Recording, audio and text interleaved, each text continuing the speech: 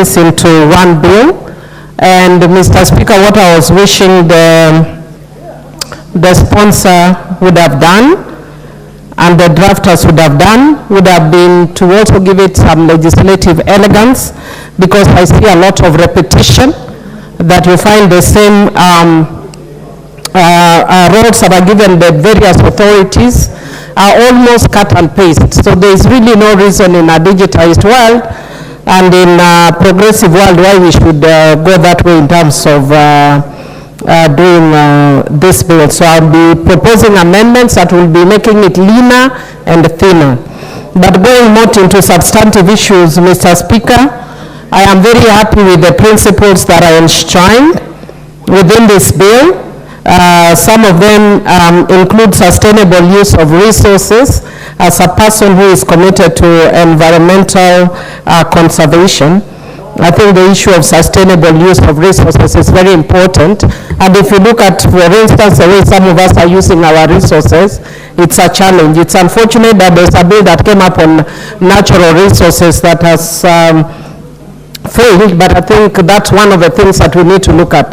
For example, Mr. Speaker, I'd give you an example. There's a lot of construction that is going on in our counties for roads. If you see, there are small hills that are generating what is needed for the roads. And very soon there will be no hills in those areas. That is part of actually what is affecting climate change. And so when we are dealing with issues that talk about sustainable use of resources, it's significant and important for me.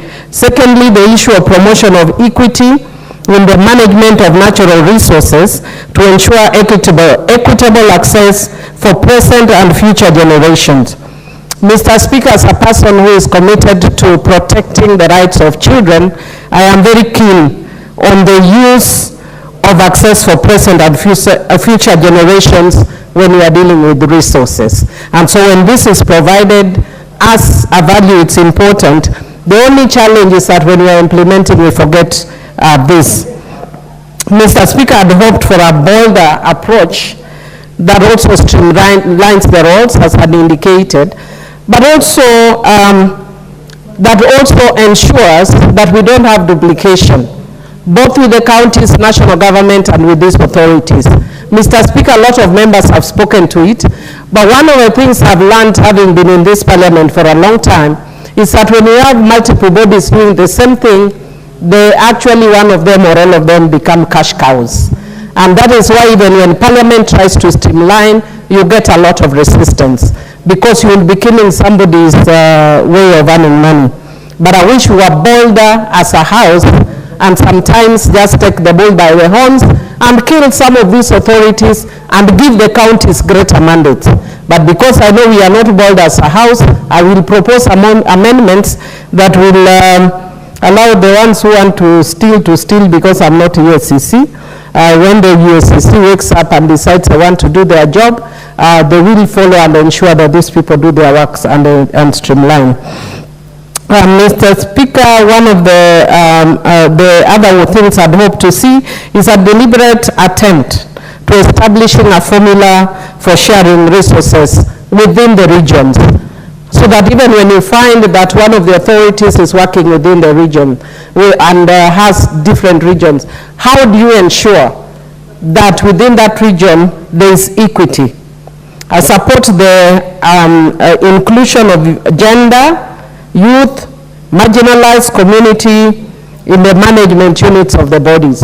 And I want to somehow agree with Honorable Bayer, and at the same time also agree with the member that that he was raising a point of order for, that yes, we must remember marginalized communities. Coming from a marginalized community myself, Mr. Speaker, I speak to it. I know a lot of people don't consider the low community a marginalized community because of our resilience. We are strong, we work hard, we fight hard, and we do not appear as marginalized.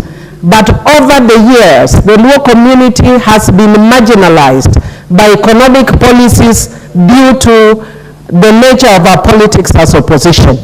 And it is interesting, you hear a lot of people keep telling us, join the government. Yet the same people tell you we need strong opposition. So Kenya must also make up its mind what they want. That you either choose people who can do good work so that you don't need an opposition. But if you choose people who are not doing good job, then don't start screaming you want a good opposition.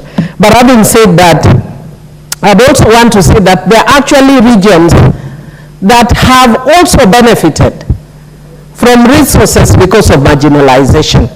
And I think as a country we must also look at how far different regions have benefited and whether we are all at the same state. You might find an area that was once upon a time or 20 years ago marginalized is no longer marginalized. My area is of course definitely still marginalized.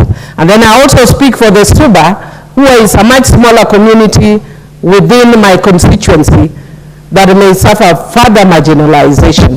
And on that note, I want to encourage the government that when we are dealing with marginalized community like ours, don't make promises that you don't realize very fast. Like for instance, more recently, the government made a promise to tarmac the Rusinga Ring Road. And for those of us who are very marginalized, we are really waiting with a lot of interest to ensure this is done. But going back to these regional authorities, Mr.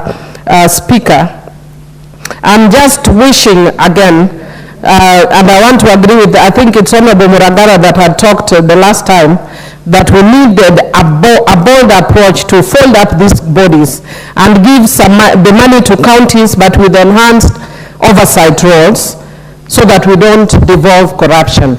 And I want to reiterate that for me that would actually be a better approach. Again, I don't know whether the Mongozo is, that talks about the number of 8, but I'm saying like these bodies are too many, the individuals that are proposed in these bodies are too many, and perhaps we need to streamline, especially of the local communities. I don't understand what you have a whole number of 8 that are coming in. But even within this number of 8, we need to again re-emphasize the issue of inclusion. Mr. Speaker, I would also want to say that one of the things that I've noticed that this bill speaks a lot about the issue of natural resources. And I've said that it is indeed unfortunate that the bill that was talking about natural resource, and especially sharing, died at, I think, second reading. But this bill talks about natural resources without defining what natural resource is. So I don't know what exactly we are talking about in this bill, because we must ensure that we define what that natural resource is.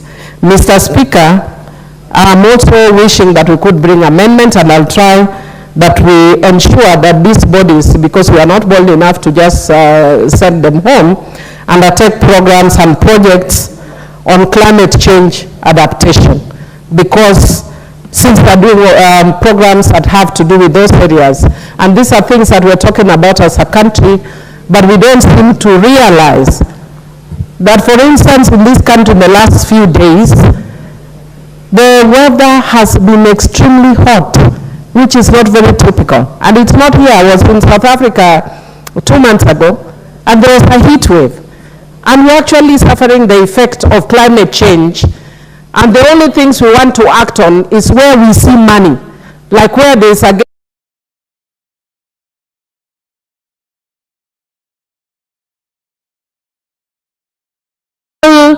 low-hanging fruits that we can deal with at individual levels, at leadership levels, at community levels, to ensure that we deal with these issues. Mr. Speaker, I want to complete because I see that my time is up. Mr. Speaker, I don't know if you can just give me 1 minute to conclude. No, the interests are overwhelming. It's okay then. With those few remarks, I support with proposed amendments. The Honorable Julius Meli. Thank you, Honorable Speaker. Honorable Speaker, I rise to support this bill.